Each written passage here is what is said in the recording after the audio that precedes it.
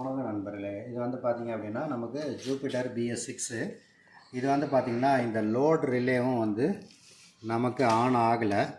அதுக்கப்புறம் பார்த்திங்கன்னா நமக்கு செல்ஃப் ரிலேவும் ஆன் ஆகலை, செல்ஃபும் எடுக்கலை. இப்போ அதுக்கு மாற்று வழி என்ன பண்ணியிருக்கோம் அப்படின்னா, இந்த வண்டியை பொறுத்த வரைக்கும் ECUவில் இருந்து தான் எர்த்து வந்து இந்த ரெண்டுக்குமே வந்து எர்த்து கிடைக்கும். சாவி ஆன் பண்ணோடனே எர்த்து வந்தோடனே இந்த ரிலே ஆன் ஆகி எல்லா இடத்துக்கும் சப்ளை போயிடும். எங்கெங்கே போவோம், ஹார்னு, இண்டிகேட்டரு, பிரேக் லைட்டு, எல்லாத்துக்கும் டேஞ்சர் லைட்டு முதற்கொண்டு எல்லாமே இந்த ரிலே ஆன் ஆனால் தான் பவர் சப்ளை போகும்.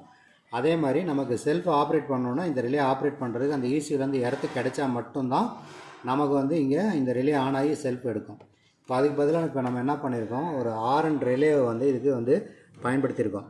இப்போ இது என்ன பண்ணியிருக்கோம், கனெக்ஷன் எப்படி கொடுத்துருக்கோன்னா 3086 இது ரெண்டையும் ஒட்டுக்காக த்ரூ பண்ணிவிட்டு இங்கே வண்டியில் இருக்கிற பாடி எர்த்தில் வந்து கனெக்ட் பண்ணிடுறோம்.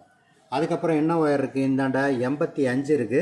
இது 85 வந்து சாவி ஆன் பண்ண வரக்கூடிய கரண்ட் வந்து இந்த ஃபியூஸ் பாக்ஸில் வந்து பார்த்திங்கன்னா 10 ஆம்ஸில் வந்து 15 ஆம்ஸில் வந்து பார்த்திங்கன்னா இந்த இடத்துல வந்து ஆரஞ்சில் ப்ளூ கோடு போட்ட ஒயரில் வந்து நம்ம லைன் எடுத்துருக்கோம். சாவி ஆன் பண்ணோடனே இக்னிஷன் ரிட்டர்ன் வந்து இந்த ரிலே ஆன் பண்ணுறதுக்கு உண்டான ரிட்டர்ன் சப்ளை எடுத்திருக்கோம்.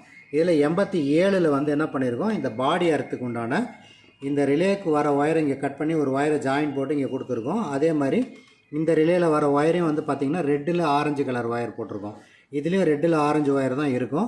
இது ரெண்டையும் ஒட்டுக்காக மெர்ஜ் பண்ணி இந்த 87 வந்து நம்ம கனெக்ஷன் கொடுத்துட்டோம் அப்படின்னாக்கா நம்ம சாவி ஆன் பண்ணோடனே நமக்கு இந்த எர்த்து வந்து இந்த ரிலே வழியாக நமக்கு டைரெக்டாக வந்துடும். வந்தோடனே நமக்கு எல்லாமே ஒர்க் பண்ண ஆரம்பிக்கும்.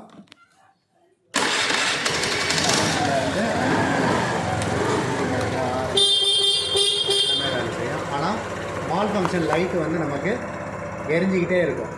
இது எதனால் அப்படின்னா நமக்கு ECU மூலமாக நமக்கு வந்து இந்த லைன் எல்லாம் கொடுக்கறதுனால இப்போ அந்த ரிலேக்கு உண்டான சப்ளை வோல்டேஜ் வந்து சரியாக போகாதனால அந்த ரிலேவோட சிக்னல் வந்து அங்கே மேலே மால் ஃபங்க்ஷன் லைட் வந்து எரிஞ்சிக்கிட்டே இருக்கும்.